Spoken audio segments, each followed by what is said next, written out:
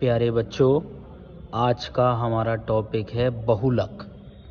आप जानते हैं कि हमारा पाठ सांख्यिकी चल रहा है और कल हमने समांतर माध्य से संबंधित प्रश्नों को हल कराया था। आज हम बहुलक पर बात करेंगे। ये कक्षा 10 और कक्षा 9 दोनों ही कक्षाओं के लिए हैं। जैसे इसमें पहला सवाल है 2,3,7,2,7,5,3,7 का बहुलक है। इसमें 4 विकल्प दे रखे हैं 2, 3, 5, 7। तो सबसे पहले आप इन आंकड़ों को आरोही क्रम में लिख लेंगे।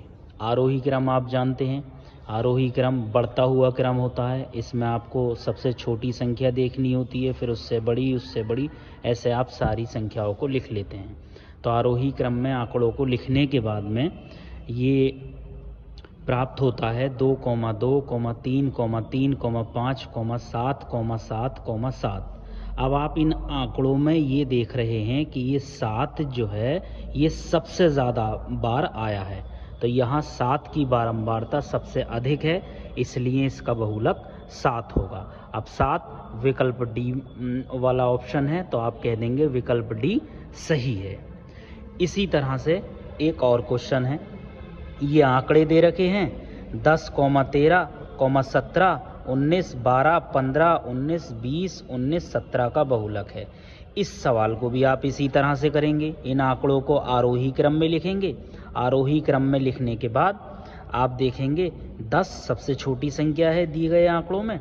10, 12, 13, 15, यहाँ 17 2 बार आया है तो आपने 2 बार लिख दिया। 19, 19, 19, 20।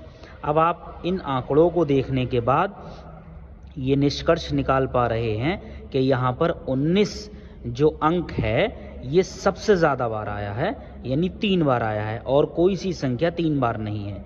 तो यहाँ अंक 19 की बारंबारता सबसे अधिक है, इसलिए इसका बहुलक 19 होगा, अर्थात विकल्प सी सही है।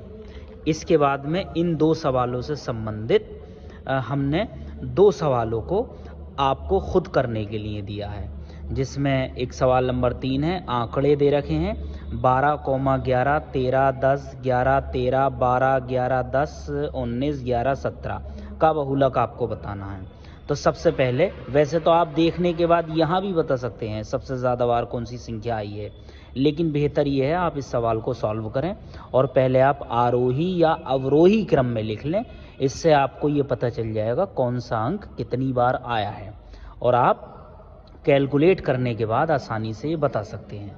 तो एक सवाल नंबर 3 और एक सवाल नंबर 4 हमने आपको स्वयं करने के लिए दिया है। अब ये सवाल अवर्गीकृत आंकड़ों के थे, अनग्रुप डाटा के थे। अब आप ग्रुप डाटा में देखेंगे वर्गीकृत आंकड़ों में सवाल अगर आ जाए जैसे निम्नलिखित बारंबारता सारणी का बहुलक। यहाँ सिर्फ आंकड़े दे रखे थे अवर्गीकृत, यहाँ वर्गीकृत हैं। एक टेबल में आपको आंकड़े दे रखे हैं, इसमें आपको बताना है बहुलक क्या होगा। अब पहले आप इस सवाल को समझें। पद 5, बारंबारता 4, इसका मतलब ये हुआ कि ये जो अंक 5 है ये 4 बार आया है। अंक 10 9 बार, अंक 15 18 बार, अंक 20 8 बार, अंक 25 3 बार। तो यहाँ आपको आरोही या अवरोही क्रम में लिखने की आवश्यकता नहीं है।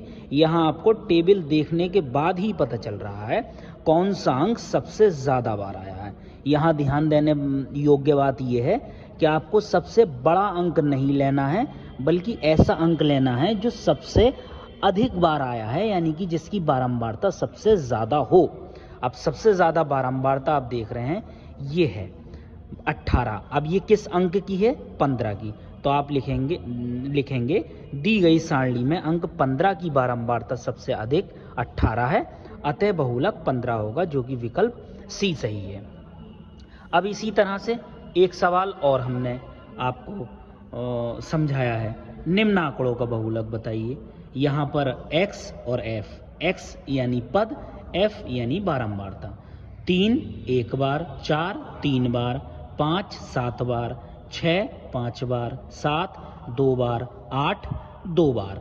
अब आप देख रहे हैं यहाँ पर ये जो अंक है 5, ये सबसे ज़्यादा बार आया है, यानी कि इसकी बारंबारता 7 है। तो इसका बहुलक अंक 5 होगा, 7 नहीं होगा। 7 तो बारंबारता है, लेकिन 7 बार कौन सा अंक आया है, वो अंक है आपका 5। तो यहाँ पर आप कह देंगे कि विकल्प बी सही है। उपरोक्त सारणी में अंक 5 की बारंबारता सबसे अधिक 7 बार है, अतः विकल्प बी 5 सही है। अब इसी से संबंधित हमने 2 सवाल आपको खुद करने के लिए दिए हैं। जैसे निम्न आंकड़ों का बहुलक बताइए आप। x का मान है, f का मान है, x का मान 9 5 बार है, x का मान 7 बारंबारता 6, पद 8 बारंबारता 11, पद 5 बारंबारता 10, पद 3 बारंबारता 9 इसके विकल्प हैं। आप इन विकल्पों में से आप विकल्प सही जो है उसको आप चुनिए और इसको कैलकुलेट कीजिए। एक इसी तरह का क्वेश्चन नंबर 8 है, निम्न आंकड़ों का बहुलक है। यहाँ पर x का मान है 7, f का मान 6, x का मान 11, f का मान 8, x का मान 9, f का मान 2, x का मान 3, f का मान 7, x का मान 8, f का मान 5। वैसे तो आपको देखने से ही पता चल जाएगा, लेकिन आप इसको कैलकुलेट करेंगे और इसका आप लगाएंगे कौन सा विकल्प सही है। तो इस तरह से हमारा ये बहुलक के बहुविकल्पीय प्रश्नोत्तर भी कंप्लीट हुए। अब हम अगला टॉपिक कल कराएंगे।